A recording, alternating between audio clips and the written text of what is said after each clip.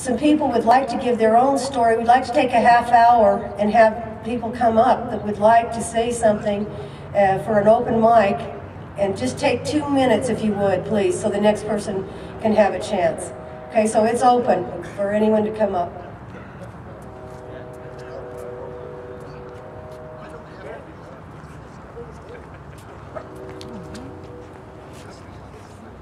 First up, whoa, I get why this is on there now. First off, I'd like to, of course, thank Vaughn and Linda, who have worked super hard putting this together. So let's just hit a hand for them real quick. My name is Greg Lucero. I'm from the Revolutionary Students Union, and I have a long, proud experience in retail. And let me tell you, what we need to do is we need to start thinking of two big things. Anytime we see people working, we need to see people who can be unionized. We need to, yes, unionize. We need to start looking at the people who are serving our food and not seeing somebody who's going a little too slow on our Whopper, but somebody who doesn't have a union and has no reason to work any harder because they don't have benefits, they don't have a living wage, and they don't have a voice. So, if you really think about this, I think what we need are unions. What do we need? Unions! When do we need them? Now! Wait, what do we need? Unions! When do we need them? Now! Yeah, so it's on all of us. If you work somewhere, find out the union that would be your rep. Contact them. Tell them that you are interested in organizing. And the second is, I see a lot of students here, and there's nothing wrong with being a student. But as someone I like, Mao Zedong, said, students are only revolutionary if they can unite with the workers. It's our job to get involved with the unions here, not telling them what we learn in books in university classes, but asking how can we help, where can we stand, and how can we fight. Thanks.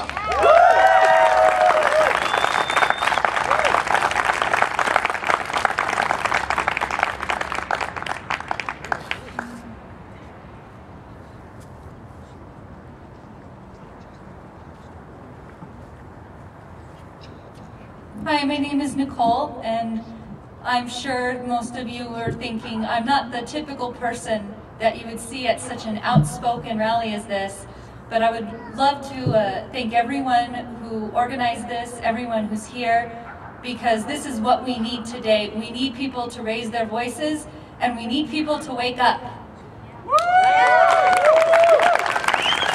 I come from a hard-working family. I grew up in California, where my mom was a union steward who helped organize the union for the grocery store that she worked at.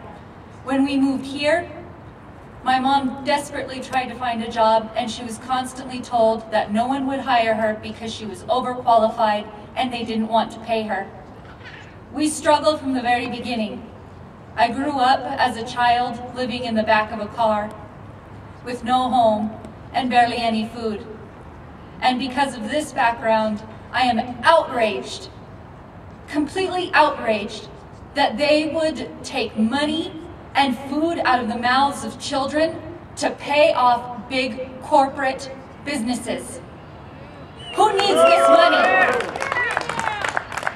Who needs the money more? Starving children or people who have millions of dollars and don't want to pay their taxes? Children! And we need to raise our voices. They want to take money away from education. It is an educated populace that is able to carry out the responsibilities given to us. Not just our responsibilities, but our God-given rights within this community, within our nation. Our forefathers fought and died for our freedoms. They formed this country so that everyone would have the right to raise their voices, so that everyone would be represented, and so that all have the rights to life, liberty, and the pursuit of happiness. Yes. And again, I'd like to agree with the speakers before me, that is not the pursuit to property, it's a pursuit to happiness. So again, thank you, all of you, for coming out here, and I hope that all of you continue in your work and continue to inspire other people in your communities and look beyond the divides. We are all from different cultures, different backgrounds, different religions, different races. It doesn't matter. We're all Americans, and we all work together, and we all want the same thing. We all need to live, and we all need to provide for our families and our children.